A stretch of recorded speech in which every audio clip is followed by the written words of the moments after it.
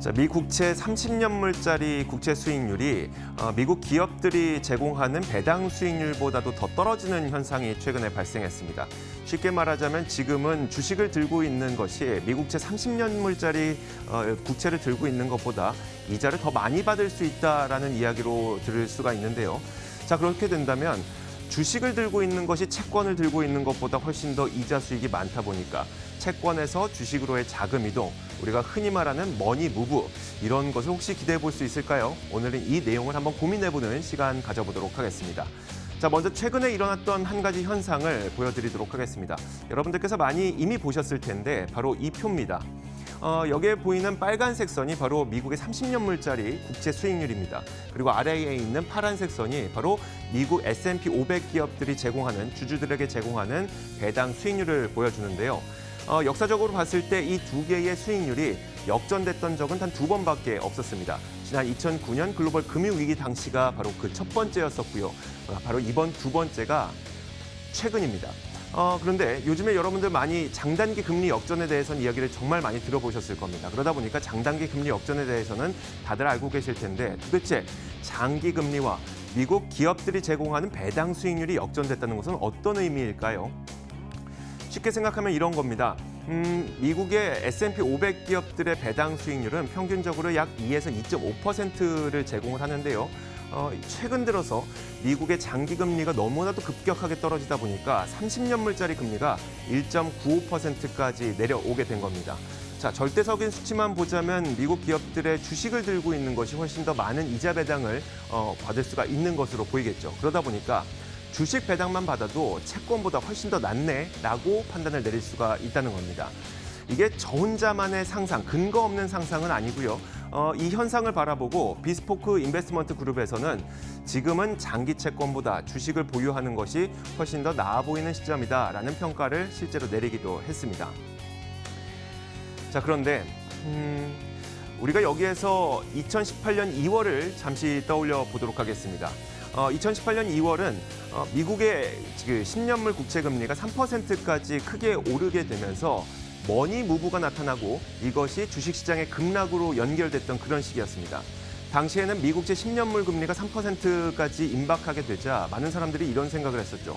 세상에서 가장 안전하다고 믿는, 부도가 날 가능성이 거의 없다고 믿는 이 미국채가 들고 있으면 3%의 이자까지 준다고라고 하면서 주식에서 채권으로 자금이 대거 이동하게 되는 머니 무브 현상이 일어나게 되면서 주식시장이 급격하게 흔들리는, 그리고 급격하게 흘러내려버리는 이런 현상이 발생을 했습니다. 근데 지금과는 정반대의 상황이라고 볼 수가 있는 거겠죠. 지금은 국채 금리가 너무나도 빠르게 떨어지다 보니까 오히려 주식의 이자 배당률이 훨씬 더 높아지게 되는 그런 현상이 나타나고 있다는 것이죠. 그렇다면 우리는 이 급락장과 전반대 상황을 맞이하고 있는 채권에서 주식으로의 머니 무브 한번 기대해 볼 수 있을까요? 여기에 대한 한 고민을 해보도록 할 텐데 채권 자금은 아마 이 현상을 보면서 두 가지 생각을 하게 될 겁니다. 지금까지 우리가 계속 얘기를 했었던 것처럼 배당만 받아도 국채보다 낫네 라는 판단을 내리게 되면 진짜 채권에서 주식으로 자금이 옮겨올 수도 있는 것이고요. 혹은 반대로 이 장기 채권 금리가 이렇게 급락을 한다고 하는 것은 미래의 경기 전망이 급격하게 어두워지고 있다는 것을 의미하는데 이 상황에서 채권 자금이 주식으로 옮겨간다? 말도 안 되는 것이다 라고 판단을 내리게 되면 채권 자금은 옮겨가지 않을 수도 있을 겁니다.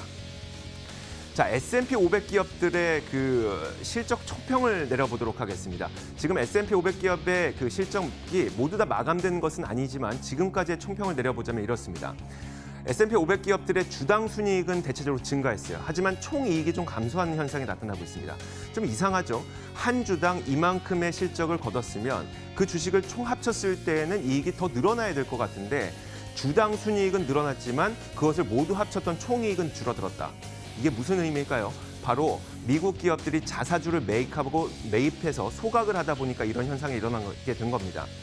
미국에서는 이 기업들의 세금을 감면을 시켜줬고요. 세금을 감면을 시켜준 그 번 돈으로 어떤 투자를 새롭게 한다기보다도 주주들 가치를 올려주기 위해서 자사주를 매입하고 그것을 소각하는 방식으로 주주 가치를 올려줬던 그런 측면이 있었는데 그러다 보니까 주당 순이익은 증가하는 것처럼 보이지만 총이익은 감소하는 그런 현상이 나타났던 것이죠. 그러니까 우리는 여기서 이런 추정을 할 수가 있는 겁니다. 물론 기업들이 돈을 벌므로써 거기에서 주주 가치를 올려주긴 했습니다만 기업들이 총 벌었던 돈은 줄어들다 보니까 그럼 우리가 지금까지 기대하고 있었던 2에서 2.5%의 배당 수익률 이거를 배당 성향을 과연 기업들이 유지해 줄 수 있을까라는 의구심을 품게 되는 것이죠. 결국은 이런 겁니다. 절대적인 이자율 수치만 우리가 보게 된다면 채권 자금이 주식 자금으로 옮겨가게 되는 머니무브를 기대하는 것도 이상할 것은 없습니다.